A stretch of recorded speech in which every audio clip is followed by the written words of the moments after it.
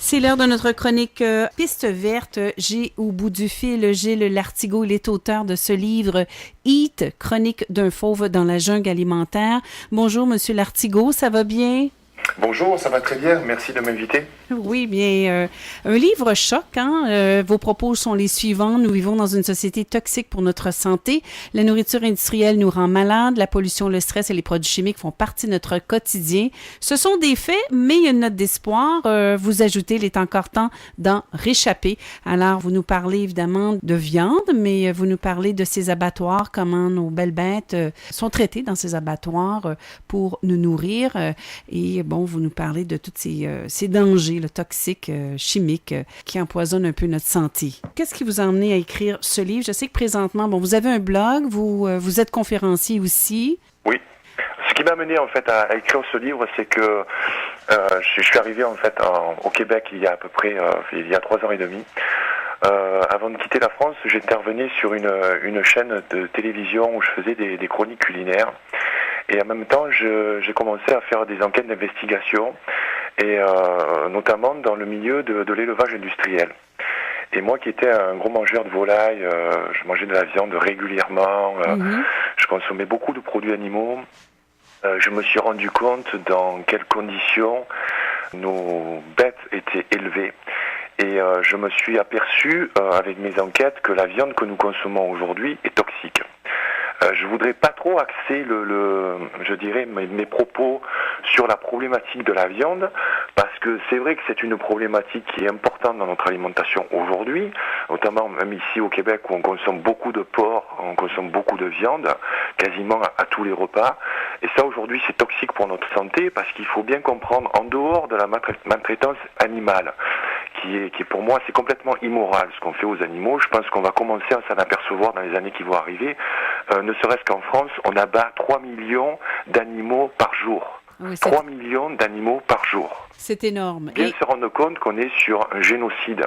La problématique aujourd'hui, c'est que nous donnons à manger à nos animaux des produits toxiques. C'est-à-dire que, par exemple, les bovins mangent du fourrage normalement. Nos grands-parents mangeaient de la viande saine. Aujourd'hui, nous mangeons de la viande toxique qui est bourrée d'oméga 6. Ces oméga 6 proviennent du maïs, des tourteaux de soja, des farines animales qu'on donne à nos animaux. Nos animaux, on leur donne des antibiotiques pour qu'ils puissent grossir plus vite. On les vaccine pour pas qu'ils crèvent dans des conditions abominables dans lesquelles on les élève. Tout ça, aujourd'hui, fait que cette viande est toxique. C'est-à-dire que nous avons des oméga 6 qui sont des acides gras inflammatoires. Toutes les maladies chroniques sont développées à cause de nos inflammations. Nous mangeons des antibiotiques aujourd'hui, ce qui fait que nous résistons aux antibiotiques. Le staphylocoque doré s'est développé à cause de ça.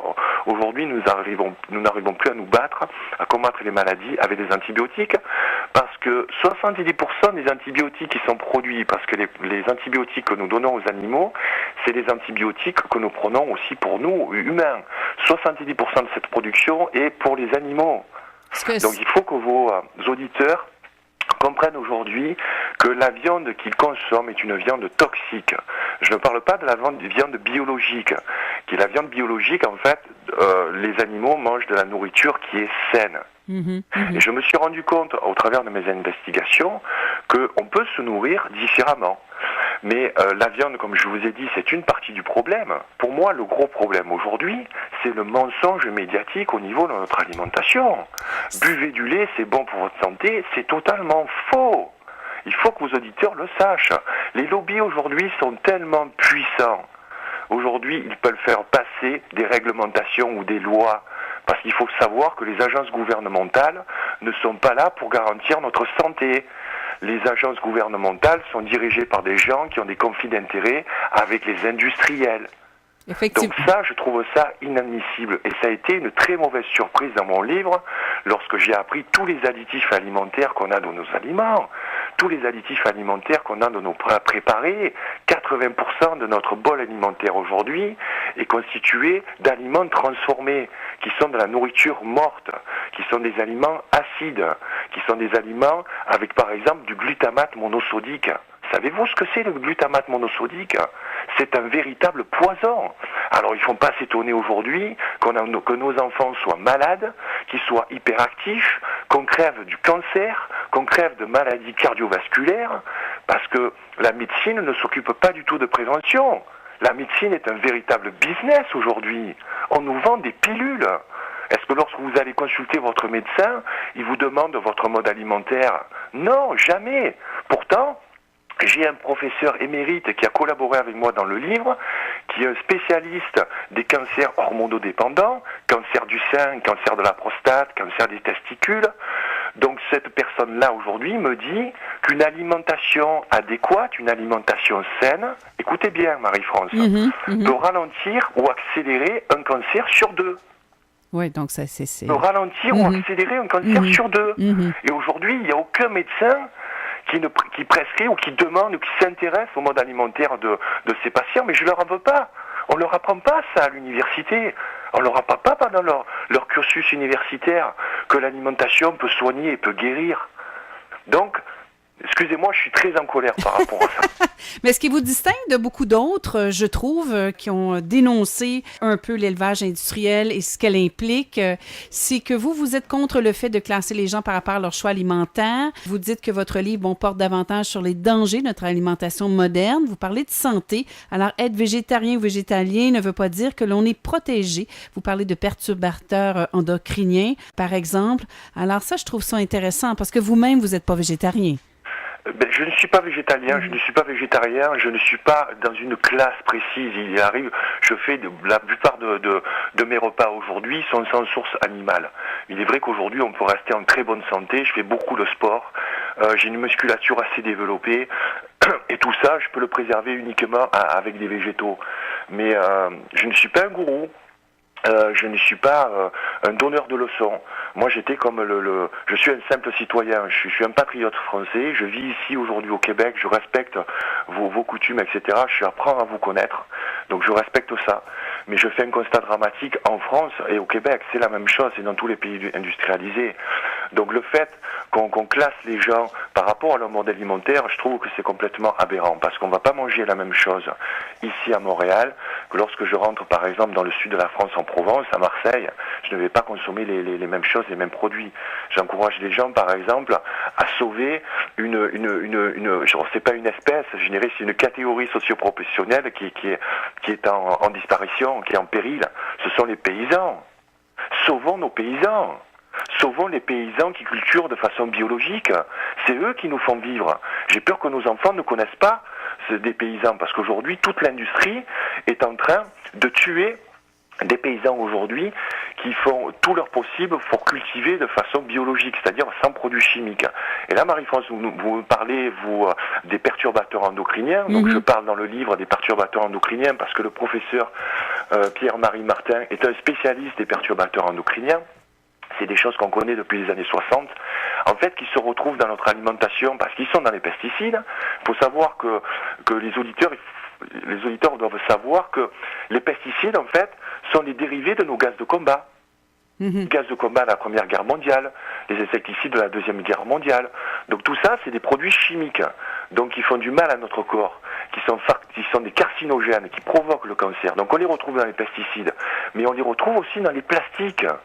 Tous les plastiques alimentaires, regardez les plastiques qu'on a dans notre cuisine, les Tupperware qu'on met au micro-ondes, c'est un danger. Parce que le micro-ondes le plastique est poreux, donc les perturbateurs endocriniens vont passer du plastique aux aliments. On est aujourd'hui dans une société aseptisée, on nettoie tout avec des lingettes, etc.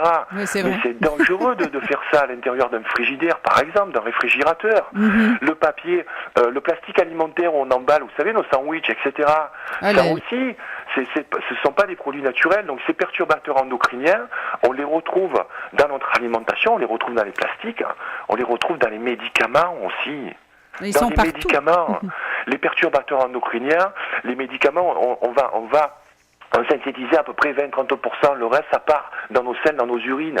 Et tout ça, c'est pas filtré par les stations d'épuration. Donc toutes ces, par exemple, les pilules contraceptives, donc qui sont aujourd'hui extrêmement développées, je dirais toutes les adolescents, toutes les femmes quasiment en prennent.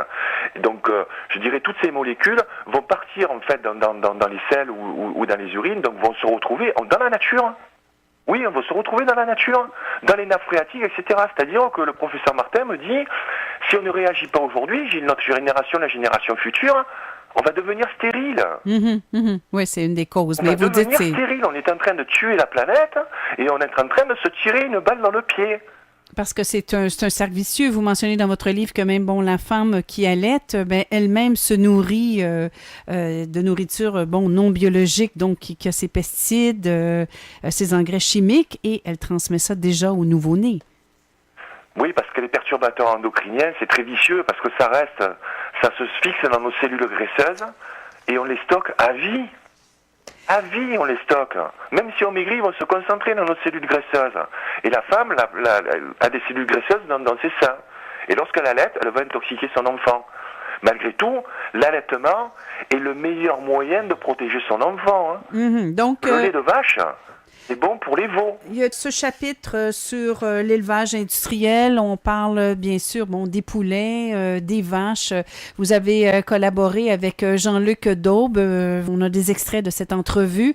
Il a écrit ce livre, C'est bête que l'on abat. Alors là, on a des témoignages assez terrifiants. Quelques photos aussi dans votre livre. On voit le sort de ces tristes animaux. Évidemment, on souligne ici, on parle d'élevage industriel. Donc, une des voies que vous proposez, mais qui serait la voie pour tendre vers une meilleure santé, ce serait de s'alimenter de façon biologique et pour nos fruits et légumes et pour la viande. Moi, je préconise en fait de commencer à abandonner tous les plats industriels. Déjà, il ne faut pas aller s'approvisionner au supermarché ni au dépanneur. Voilà. Quand on arrive dans une nouvelle place, là j'ai déménagé, j'ai habité à Saint-Élie-de-Caxton pendant 2 ans pour écrire le livre. Là j'ai déménagé, je suis sur la côte sud à Sainte-Julie. J'ai essayé, dès que je m'installe ici, de rechercher une ferme biologique. J'ai demandé aux voisins et tout le monde me disait « Oh non, mais je sais pas ». J'en ai trouvé une qui est sur le chemin de Saint-Bruno, qui est juste à côté. Les gens, ils passent devant, ils vont au Provigo, devant la ferme biologique. Il y a plein de légumes, donc privilégions les achats locaux. Donc essayons de sauvegarder comme ça les paysans, donc s'approvisionner déjà principalement localement au niveau des paysans locaux, intégrer de plus en plus de verre. Le verre, c'est la vie. L'alimentation vivante, c'est la vie. Aujourd'hui, on mange beaucoup d'aliments transformés qui sont acides, qui nous provoquent de l'acidité. Et notre acidité, c'est comme le pH d'une piscine, le corps est composé d'eau. Donc l'acidité, si on a un corps trop acide, on va créer des inflammations. Donc on va utiliser en fait les ressources de notre corps, parce qu'on a complètement oublié que notre corps s'auto-guérit. Effectivement, mais beaucoup de gens... Je me suis brûlé il y a une semaine, ma peau se régénère. On a un corps qui s'auto-guérit. Mais le problème, si on le fatigue en lui donnant à manger des choses qui sont toxiques, donc on va utiliser ces réserves immunitaires pour digérer notre alimentation. C'est complètement aberrant. Et lorsqu'il y a des métastases qui se développent, on n'est plus capable de les combattre. Et pour les gens qui ont... l'argument, on l'entend encore, les produits biologiques sont trop chers. C'est pas vrai. C'est faux. Les produits biologiques sont pas très chers. Non. Ce qui est cher, c'est ce que vous mettez dans votre caddie, qui est complètement inutile. Oui, dans le carrosse d'épicerie. Les bonbons pour Halloween, les sodas, les gâteaux avec une liste d'ingrédients longue comme le bras, qu'on vend dans les Costco, toutes les cochonneries qu'on absorbe. Si on a une réflexion en se disant, voilà, je mange parce qu'il faut qu'on retrouve notre instinct. Aujourd'hui, notre instinct a été dupé par les industriels. On mange parce que c'est bon au goût. Et pourquoi c'est bon au goût? Parce qu'il y a du glutamate monosodique, qui est un exhausteur de goût, qui est un poison, vraiment, pour nous et pour nos enfants. Voilà, si les auditeurs peuvent vraiment m'écouter par rapport à ça, qu'ils fassent des recherches par eux-mêmes. Parce que toutes les informations, elles sont disponibles. Et c'est rare des radios comme la vôtre qui puissent faire passer ce genre de message, parce qu'on n'entend jamais parler dans les grands médias. Ce que je déplore aussi, c'est que ce type de message ne passe pas à cause de la publicité, parce que la publicité finance ces médias également. Et la publicité, c'est l'agroalimentaire et la pharmacie. Donc aujourd'hui, il faut réintégrer du verre dans notre alimentation. Après, je suis pas, je vais pas militer pour que les gens ne mangent pas de viande. C'est trop facile. On va me dire oui, mais l'homme a toujours manger de la viande. C'est faux. L'homme n'a pas toujours mangé de la viande. L'homme est constitué anatomiquement comme un végétarien. Il a des glandes séminales, c'est uniquement les végétariens qui ont ces glandes séminales. Et ça, c'est des professeurs qui me le disent dans le livre. C'est pas mes propres paroles. Donc, il faut arrêter de croire des mensonges qu'on nous dit. Par exemple, le bio, c'est cher. Si on compare, si on a le même régime carné avec toutes les cochonneries, etc., on peut trouver tout ça en biologique. Parce que les industriels sont pas fous. Ils se sont emparés aussi de ce marché biologique. Mais si on réfléchit à un autre mode alimentaire, et là, c'est un sacerdoce, c'est un chemin de croix, ça ne va pas se faire du jour au lendemain. Nous, on est sur un cheminement avec ma femme, ça fait 3 ans qu'on régulièrement, on s'améliore au niveau de notre alimentation. Marie-France, c'est pas plus cher, c'est moins cher même. Mais moi, je dis toujours, quand on regarde... regarde... Si vous voulez vous alimenter pour votre santé, c'est moins cher. Par contre, il va falloir, ça va vous prendre du temps. Oui, ça va vous prendre du temps. Ben moi, c'est du temps pour cuisiner. C'est du temps pour aller acheter consciencieusement, parce que vous ne trouverez pas tous les aliments au même endroit et à la même place. Donc il faut s'octroyer du temps. Mais aujourd'hui, on n'a plus le temps. On n'a plus le temps pour notre santé. C'est complètement fou. Là, on arrive à la fin de l'année. Qu'est-ce qu'on va se souhaiter? Bonne année et surtout bonne santé.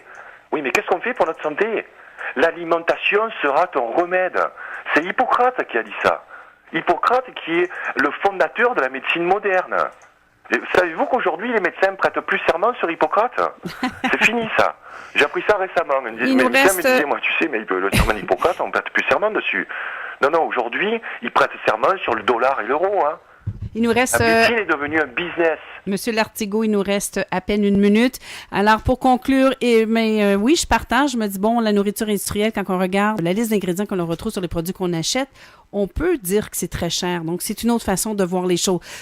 Comme on n'a plus de temps, je veux référer les gens, à votre livre, bien sûr. Il y a des recettes. Je trouvais ce chapitre très intéressant aussi. Donc, c'est un bon guide, dans le fond, pour nous guider dans la bonne direction. Donc, Eat, chronique d'un fauve dans la jungle alimentaire, Gilles Lartigot. Vous êtes indépendant, ça veut dire que votre livre, on le commande via votre site Internet?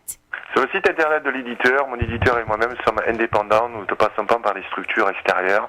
Donc j'ai autofinancé mon livre, ce sont des recherches indépendantes, j'ai aucun lobby derrière moi, je n'ai reçu aucune subvention, j'ai encore ma liberté de parole. Et le blog, bien sûr, donc lartigot.blogspot.ca. C'est bien ça? Oui, c'est ça. Merci beaucoup. Alors, on aura l'occasion de se reparler sûrement. Merci. Merci.